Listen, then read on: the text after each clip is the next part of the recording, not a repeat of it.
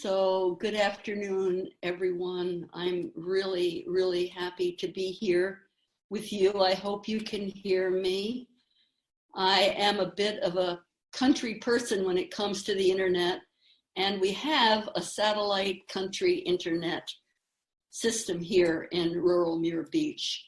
Nevertheless, I'm zooming into you heart to heart, mind to mind, and true nature to true nature. So thank you.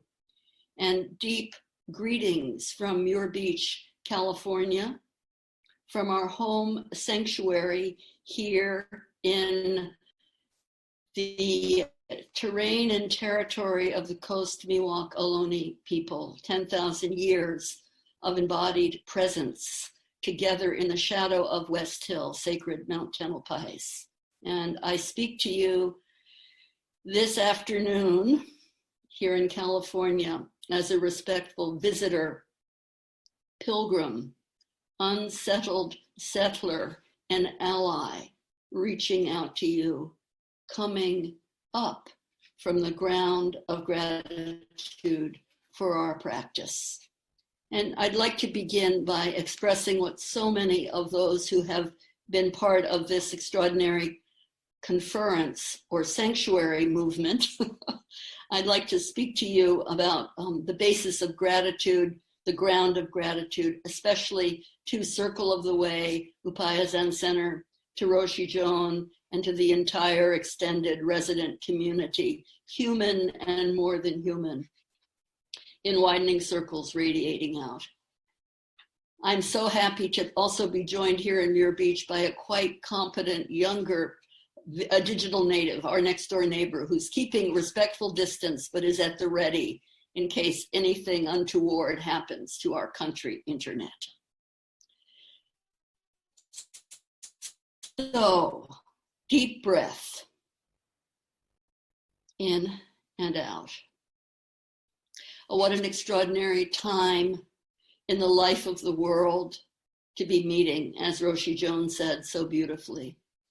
Faith traditions all over the world joining in these just few days after the pink moon, the super moon, the moon of young grass coming into blossom, the pink moon leaning close to the earth, the flower moon at its closest, at perigee, at its closest point to planet Earth for all of the year 2020. And these are days of awe and deep consideration. Passover season, second day of Passover. And today in the Christian world, so in the Jewish world, the celebration of freedom, coming forth from narrow times, from constriction into a wider awareness. And in the Christian world today, Good Friday, a particularly deep and somber day, met with native traditions all over the world in confluence. Particularly, I'm thinking of dear friends from the Yaqui Maya tradition who have always been able to journey to their homeland to celebrate today. And they are, in this case, sheltering in place with their 8-year-old daughter who spontaneously covered her head yesterday. When her mother said, "What are you doing?" Ellie said, "I just feel like this is right." And her parents looked at each other in their knowing Yaqui way, understanding that it is tradition in their tradition to cover the head as we head into these holy days. Islamic holy days as well. Ramadan, translated since the 7th century as the scorching. Everything, O Bhikkhu, is burning. Almost a month of fasting, prayer, and deep introspection. We're also marking the Bengali and Tamil New Year, Hanuman Jayanti in India, where for the first time, I know Roshi Joan and the Nepal nomads must be celebrating for the first time in decades. From northern India, from Punjab, visibility of the great Himalayan mountains for the first time in decades. For young people, the first time in their lives to see in clear air the great mountains. And also acknowledging Buddha's birthday, Hana Matsuri, the festival of flowers, and gratitude to Zenshin Florence Kapleau, who took us back through times to the nuns of the 14th century, calling up the present moment, throw away into the street the years of the past. What is born now on the flower dais, let it raise its newborn cry. I am particularly moved by this poem, what is born now on the flower dais, let it raise its newborn cry. Because our home, our sanctuary, our place of refuge here in Muir Beach, where for years Mayumi Oda lived and painted and practiced. I had the privilege of living and being present with her in this house with our family, where for years she created beautiful images of Kuan Yin, of green Tara, white Tara, fierce black Tara. You see black Tara behind me on the wall, where she practiced. And 2 days ago, on Buddha's birthday, April 8th, the family that we share and live within our home, we share our beautiful residence together, gave birth to a baby girl 2 days ago, born in the time of pandemic, coming out fierce, lovely beyond measure, brand new baby, Hadley. So we welcome Hadley. And at the same time, we're noticing the great wheel of life into death, into life. A dear friend and farmer, Carlisle Nelson, my close friend Melissa Nelson's Norwegian father from farming community, northern North Dakota, making the decision today at daybreak to exit this life, to be free, because of many, many different reasons, but in particular, the inaccessibility of medical care. So we know we stand on the edge of great possibility and also great sadness. And in a dark time, the eye begins to see. Dark, adjusted eyes, not afraid to be open, not afraid for Kuan Yin, Avalokiteshvara, in one emanation with 1,000 hands, each hand with an eye on it, looking, noting. Yes, at present, today, 1,682,220. Me, during our winter ongo in early January, when Dr. Wendy Lau gave word that her family in Hong Kong was seeing a strange and unknown virus. So early in January, the prayer circle began at Upaya Zen Center.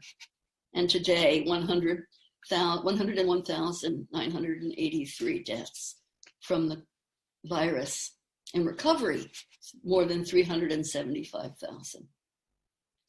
So reaching out across the miles, calling up the Bodhisattva, perceiver of the cries of the world. Avalokiteshvara, perceiver of the cries of the world.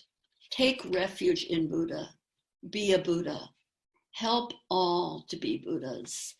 Remind us that we are never separate from Buddha, Dharma, and Sangha. Eternal, intimate, pure, and even though we know the facts, joyful. In the morning, we are one with Avalokiteshvara. In the evening, one with Avalokiteshvara, whose heart moment by moment arises, whose heart moment by moment remains.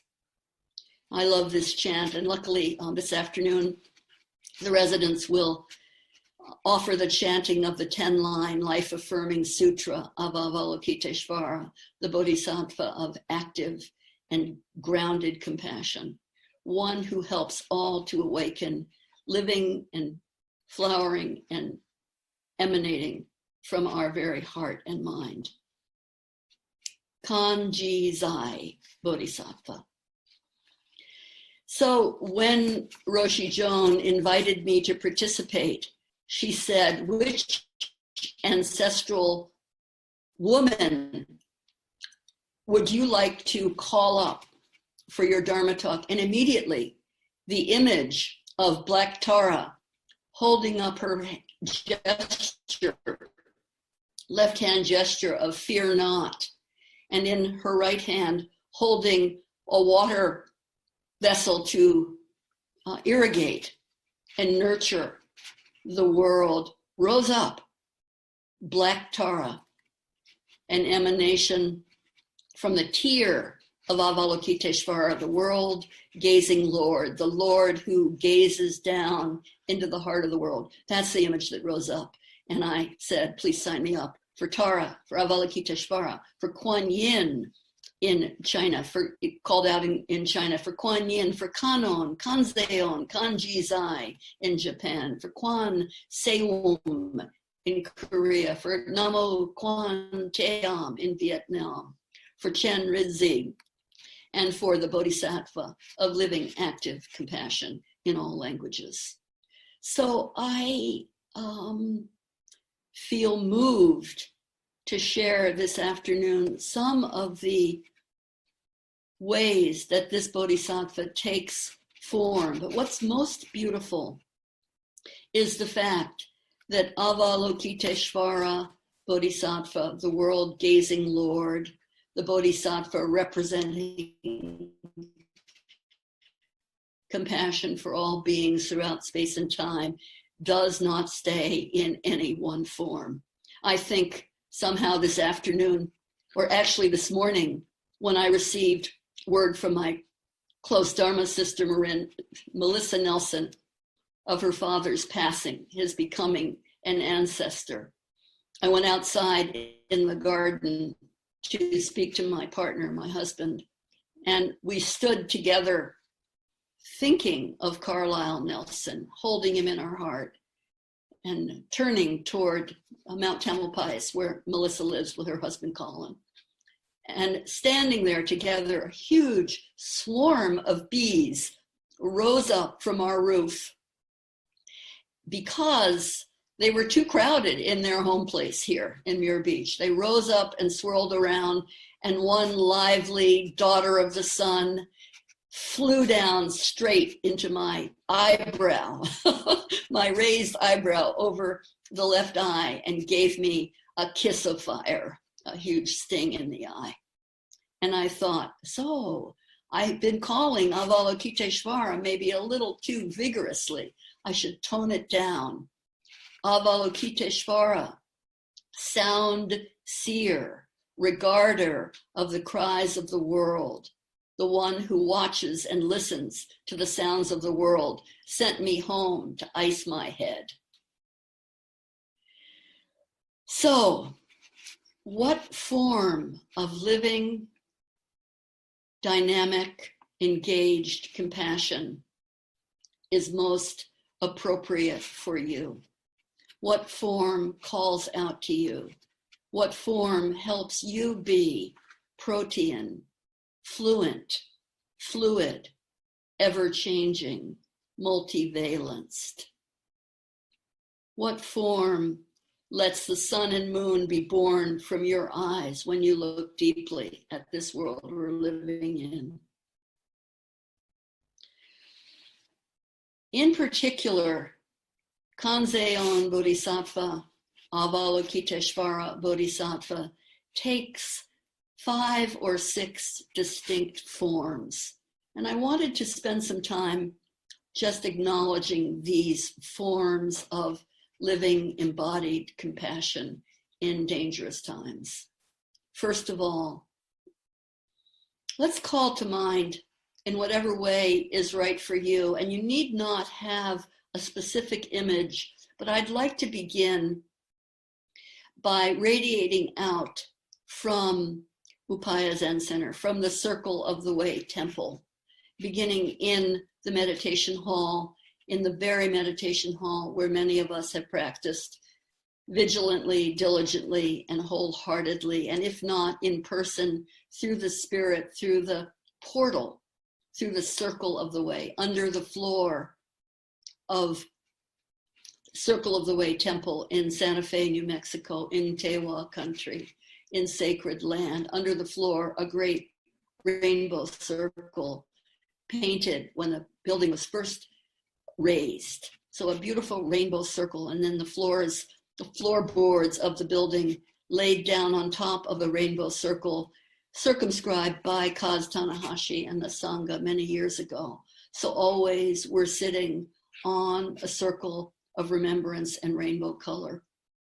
So on the floor of the Zendo, a rainbow circle under the boards, and the building itself, the room itself, held up by the standing dead, old ponderosa pine or ancient pines from the Lincoln National Forest, holding up the roof beams, or being the roof beams of Circle of the Way Temple. And in the core of the temple, Manjushri, with her sword raised up to cut through confusion, and a lotus flower blooming from the muddy water. So she sits in the core of the temple. And then with Kigaku will help us see the beautiful image painted by Mayumi Oda in the Zendo of green Tara. So we take a moment while Noah pulls up that, well, Kigaku pulls up that image and look deeply at her. Green Tara and white Tara are sisters in the way. Also born, we say, from a tear from Avalokiteshvara falling on the earth.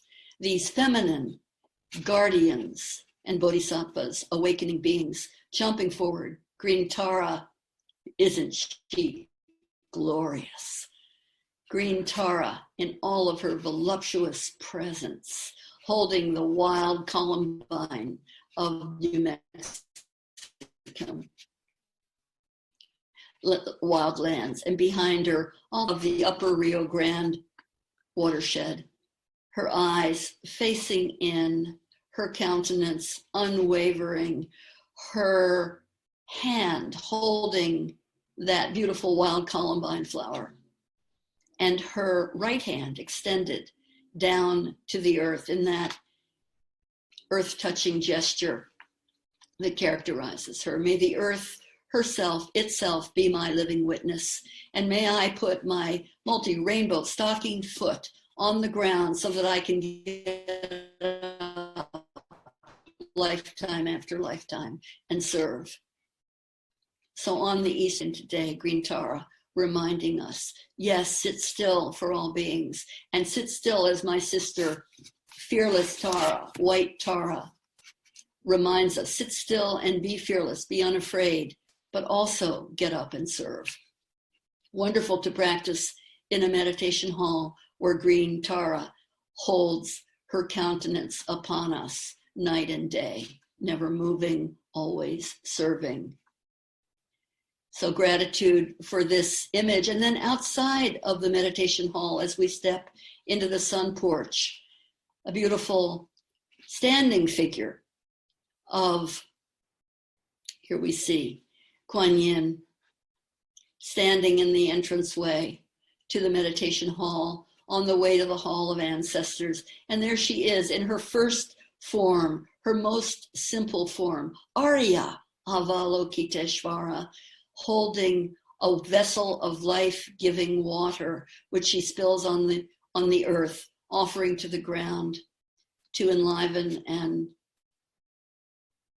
water the earth. So you see her with her characteristic vessel, and in her hand, often a willow branch, willow for primordial medicine, for medicine of the mind, to ease and calm headache, and also to open the mind, to decrease any inflammation, to cool, to settle. How beautiful that she's outside the hall, but in direct lineup with Manjushri Bodhisattva. Wisdom and compassion always in direct lineup.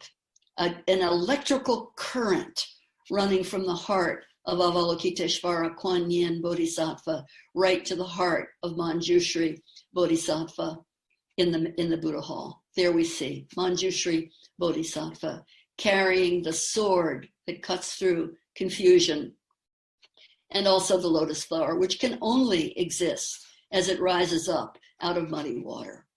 So there is an electrical current, and we are very careful not to mindlessly cross between these two guardians of the way, these two awakening beings as they transmit. And then if we might just go back to Kuan Yin in the entryway, in the sun porch, to her right, smaller, beautiful figure of La Señora Guadalupe, or Mother Mary, with a beautiful corona coming up behind her, hands together in the lotus gesture. May all beings in the 10 directions be safe and be alive. Today, whether Mother Mary or La Señora Guadalupe, recognizing her prayers go out to the thousands and thousands of beings on planet Earth who are facing harm, and recognizing how many, especially in this country, citizens, human beings from Latino countries, Spanish-speaking countries, brown and Black residents, are disproportionately absorbing, as Ray Getsu reminded us the other day, the trauma of these times. So a circle of prayer, a direct power line, a conduit, a burning electrical neural network of prayer coming into our very hearts. No fear, fear not, a single face, 2 hands, a human visage reminding us, step down now, become the human beings you're meant to be. So thank you, Kigaku, for this image. Might be, we'll come back to Green Tara in the end of me going over these forms of Avalokiteshvara. Secondly, the 11-faced, fearful, fierce visage of compassion, embodied compassion. And I remember practicing in summer training period in southern France with Thich Nhat Hanh and the Plum Village community, Roshi Joan, many of us in what we used to call the floating Sangha, or the cloud-like Sangha, or the Sangha of cloud and water wanderers there in southern France, where we gathered to pray and to practice for a good solid month with citizens from all over the world, the floating Sangha. At the end of one summer practice period, on my way home, we stopped in Paris, France, and in the afternoon the day before flying home to the United States, I made my way to Musée Guimet, the Guimet Museum. And I remember it was late in the day and the museum was pretty much closed, but there was a little time, go in, the guard said. And I went up to, I think, the second or third floor, and standing alone in that hall, a black metal head of Avalokiteshvara, 12-faced. It was my first experience of meeting a bodhisattva representing and dedicated to ferocity and truthfulness, not just calm, single-minded, pouring water on a burning earth, but being fire, being water, being earth, being unafraid to face all that is. So the second expression of embodied compassion is the 11-faced Avalokiteshvara, a crown of heads, I think, a corona of heads, one main head, and then 3 faces on the first circle of that main head.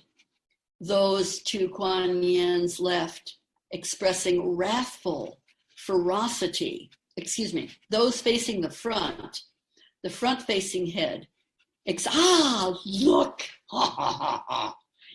genies everywhere we turn. So the front-facing expression, looking directly with wisdom and compassion, smiling, unafraid to smile, and then going up a level, the wrathful truth tellers, wrathful at the inequity and the injustice of all that we see. And what better times to experience and remember the source of wrath and compassion, because compassion is not always nice and tame. Compassion has a wild, stinging, scorching ferocity.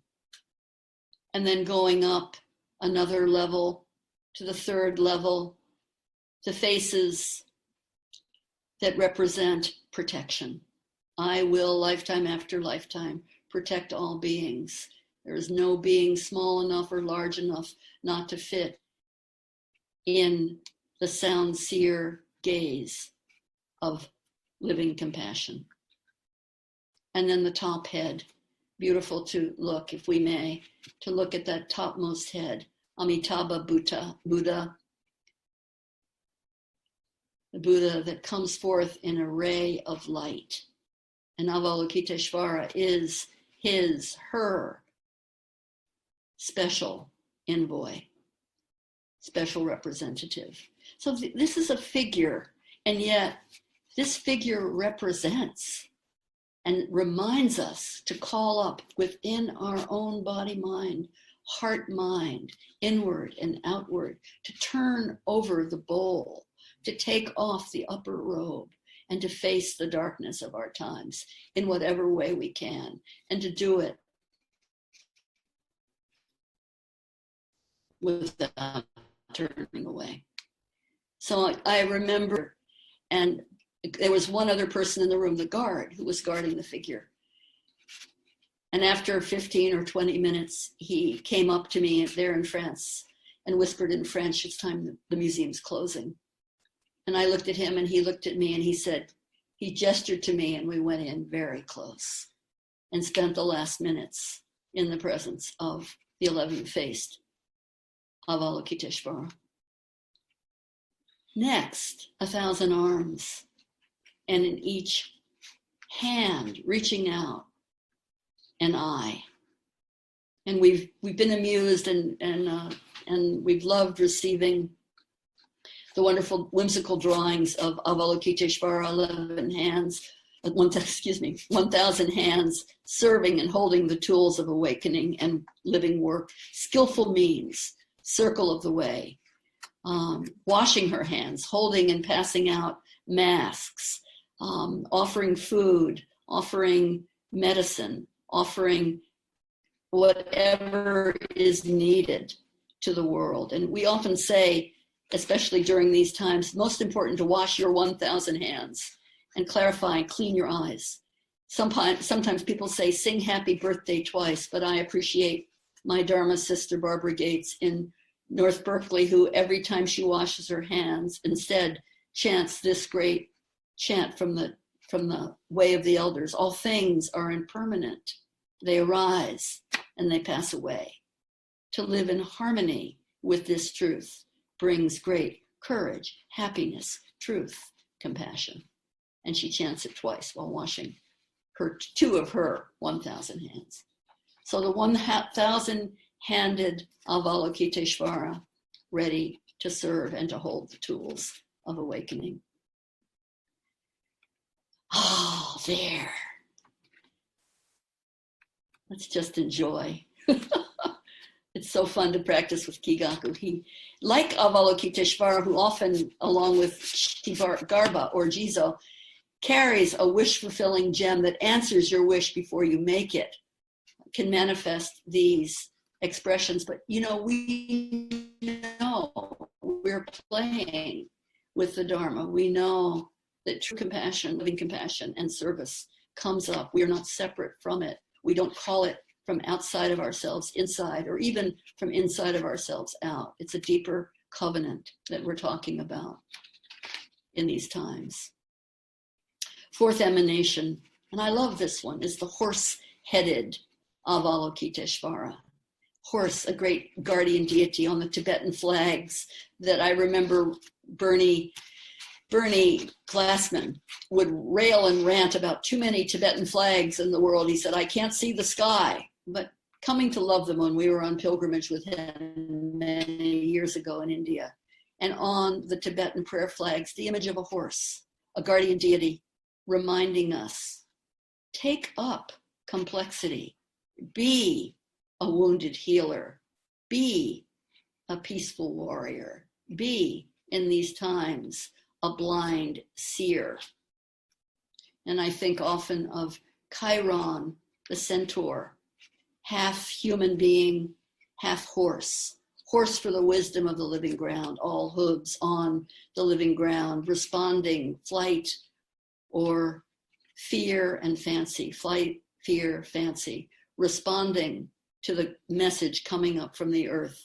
The horse-headed representation of Avalokiteshvara stands to remind us that all beings are of the nature to come apart and be recombined, to be transformed, to become again, this from Anjali's Aryan, to become archetypal again, to become a wounded healer, to become medicine, to become a peaceful warrior, to become a blind seer, to become, in honor of the many who have crossed over to the great majority and the mystery, to become a living ancestor. So then the fifth emanation, the image of royal ease. I'm going to give Kigaku a moment. I know he'll find a beautiful image of royal ease. The Bodhisattva of compassion sitting on the ground, recognizing that dangerous times are the times to transfer and give forth peacefulness, even though we live in dangerous times that are coming apart. And turning the wish-fulfilling gem there, Avalokiteshvara, Bodhisattva, the color of fire, living fire, on the pedestal, her robes loose and flowing, her left hand on the living ground, her right hand in relaxation, not holding a single thing except all beings in the 10 directions, and fixing us with her gaze. May I be medicine for a troubled world. May I turn the wish-fulfilling gem in my relaxed and open hand and answer your every prayer. And last of all, look at these beautiful images. Just take them in.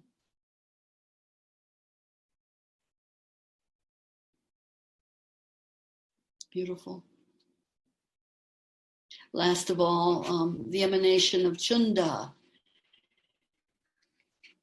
Bodhisattva, Junkai, Junte Kanon, explicitly, unabashedly female, mother of all Buddhas and all beings, and thinking of Wendy Garling reminding us, thinking again, remembering the truth of the mother of all Buddhas, Mahamaya, speaking to her courageous sister, Mahaprajapati, who receives from her sister's hands a living baby Buddha. Holding the baby Buddha in her hands, we can imagine not only Mother Mahamaya holding the limbs of the tree, but also turning to her right and seeing her sister. Oh, my girl, golden girl, says Mahamaya, do not stop. This is not just fragmented teaching. It's wholehearted, the whole sewn together piece of explicitly feminine teaching. Little darling, death is sure. Hug and hold this motherless child I now entrust to you. What am I to do? We are born only to be destroyed. Life is selfless, boundless, and without limit, or any separate or permanent self. Oh, my golden girl, do not stop. Lifetime after lifetimes. And then how beautifully, when Wendy said it, it's women who give birth again and again to Buddhas. So Chanda Bodhisattva, explicitly feminine, the mother of all Buddhas, the pregnant zero, as Joanna Macy says so beautifully in World is Lover, World is Self. Only two numbers, 1 and 0, form a binary system. And we're beyond the binary system now, friends. We are not only turning a certain age or coming of age, we're coming of gender. The number 1 is active. It's the beginning of all numbers. This from Kaz Tanahashi. An element that of every single number. 0, in contrast, 0 is passive. 0 has nothing in itself. But once 0, the pregnant 0, is combined with any 1 or other number, it brings forth a magical effect. 1 divided by 0 becomes infinity, pure, joyful, eternal.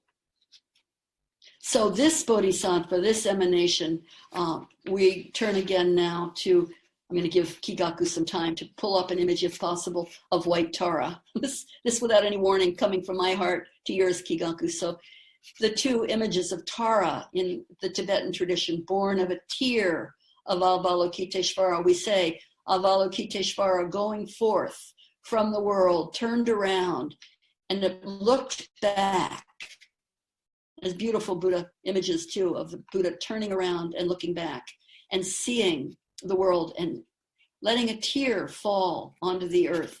And up from the living earth sprang white Tara. There she is,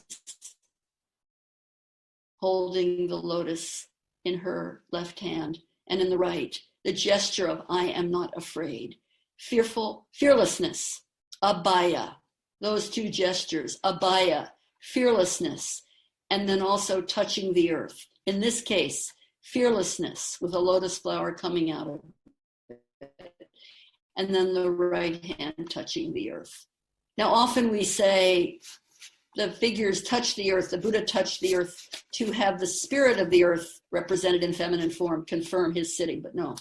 When Tara Buddha touches the earth with her fearless, outstretched hand, the earth splits open, and bodhisattvas, as relayed in the 15th chapter of the Lotus Sutra, pour out of the ground in these times to do the work of the world again and again. So here is white Tara, adamant, still, slightly leaning, touching the earth, immovable, mysterious.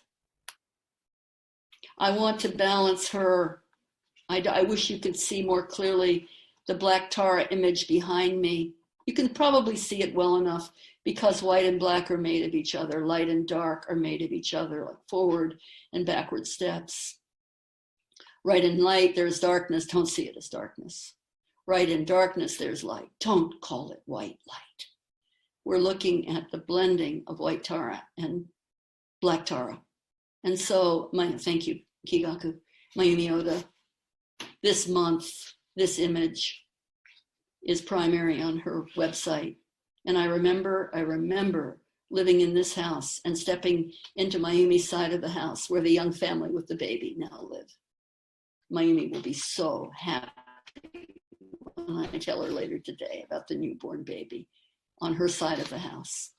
On the floor, we have a concrete floor right down at ground level. And while the concrete was settling, and Mayumi had asked for the concrete to be painted bright red, not red, dark red. She walked on the floor and created a dragon on the floor. No, let's go back to black Tara. She created a dragon on that floor. And the dragon floor is where she painted this image on a canvas banner, which every year traveled around the world to help give courage to all beings. And notice black Tara, tears of the world in her eyes, a wreath of skulls around, a crown of skulls, and a burning tree like the tree at Sanchi, Everything obikus is burning, the leaves burning. So the tree representing interconnectedness, and the fire encouraging us to shine by perishing. So this Black Tara image came up for Mayumi as she was walking. She went into a deep cave in Hawaii, following a lava tube into the ground with 4 other women. I believe there were 4 of them all together. And they sat in complete darkness. And this image of Tara Buddha rose up for her. Women giving birth to Buddhas. So she came out of the cave and painted this Black Tara. And then let's go one more time to green Tara, if we might, to green Tara on the eastern wall of the meditation hall. Noah will bring, green Tara balancing white Tara, reminding us to get up and serve. So both white Tara and Black Tara are seated, adamantine, unmoving, light and dark adjusted eyes. And here's green Tara representing active compassion, seated and silent and steep, deep, old, grounded compassion and active compassion, getting up and serving in the world. And these are the images that give us courage and leadership now, as well as the image which, or the story of Miaoshan in the 12th century, Chinese nun, princess nun, who ran away from her princess life against her father's wishes, very much like Shakyamuni Buddha centuries before her, running off to a monastery. Her father, in his ire at losing his daughter, burned the monastery to the ground. And when later he realized that his daughter had to have been lost in that burning, he developed an illness where his eyes and arms were withered. And he went to see great healers of the time, and they said, you'll only be healed by a gift from a young person who will offer her hands and arms as medicine for your recovery. And sure enough, that medicine came. The shamed king drank a draught of that medicine and then chose to make a pilgrimage to the very island where his daughter Miaoshan lived. And he met her coming across the bridge over the water. She met him face to face, she, eyeless and without any arms. So these are stories that give us courage and ballast. And they're stories of our time, but more than stories, true requests or admonitions to each of us to develop an expression and capacity for embodied compassion, lifetime after lifetime. Let it rise up out of the living ground from the tear of a brokenhearted world, and let it fall and find steadiness like white Tara and brown Tara and Black Tara sitting on the living ground. And so I'm coming to a close now with this encouragement and prayer. We're going to go into the meditation hall together, and the residents are going to offer the chant to Avalokiteshvara, the 10-line chant for regarder of the cries of the world, perceiver of the cries of the world. Before we do, I want to acknowledge the human circle. In particular, I'm thinking of my youngest sister who lives in the heart of New York, where she's been with her son who's returned home to actually be with my sister who's twice experienced cancer and come forth pure and shining and completely alive. So her youngest child, my youngest sister, her youngest son is with her and unwilling to be anywhere except protecting his mother. So I'm thinking of my sister. The other night, she called me. It was 7:00 in New York. And she said, I want you to listen to the voice of New York. the epicenter of this virus. And she was really quiet, and I could hear sirens from end to end of the city. But then she said, keep listening. There's something beyond the sirens. And exactly at 7 o'clock, I heard a cacophony of celebration. Residents throughout New York banging pots and pans, cheering, singing, exploding with unconsidered joy to honor those who are on the front lines serving and caring for the living world right now. So a beautiful cacophony. I'm so happy that I got to hear it and to think of it. And my sister has a business where she creates beautiful garments. She has a studio in New York with an extraordinary team of extremely competent women who cut the cloth and create beauty. This robe I'm wearing, this beautiful robe my sister made for me. Every time they cut a piece of cloth, the sewers gather around, put their hands on the cloth, and send prayers to the ones who will wear the clothing. And Debbie has bolts of cloth that she hasn't used, beautiful cloth, primordially beautiful linen and silk and gorgeous cloth from Italy, where at the time that she began this was the epicenter of the virus. And she took that cloth, and her dedicated crew created masks for the first responders, cloth masks, very much like what Ria Getsu described about Melody Erminshield doing that in the Bay, all over the country, taking cloth, cutting it carefully, creating protection, lifetime after lifetime. And at 3 o'clock every afternoon, a team, a woman led by a woman who worked with my sister for a good number of years, a team gathers to chant at 3 o'clock New York time, the protection mantra, the white parasol Buddha, an emanation of Avalokiteshvara. They chant again and again in full voice this mantra. And my sister lays down all her worries, closes her eyes, and floats back to the heart of the matter. So this is our work. We're going to listen to one such mantra just now coming up. And deep encouragement in your practice and in these teachings and in these times. Remember those who are in harm's way. Remember the newborn babies that come in the fullness of the pink moon and the Pleiades leaning close to Venus, the morning star. Remember peaceful warriors. Remember peaceful warriors like Carlisle Nelson, who leave this world courageously. Remember those on the front lines, and remember your own heart and mind. These words from the Lotus Sutra in closing: eyes of compassion, observing sentient beings, assemble an ocean of blessing beyond measure.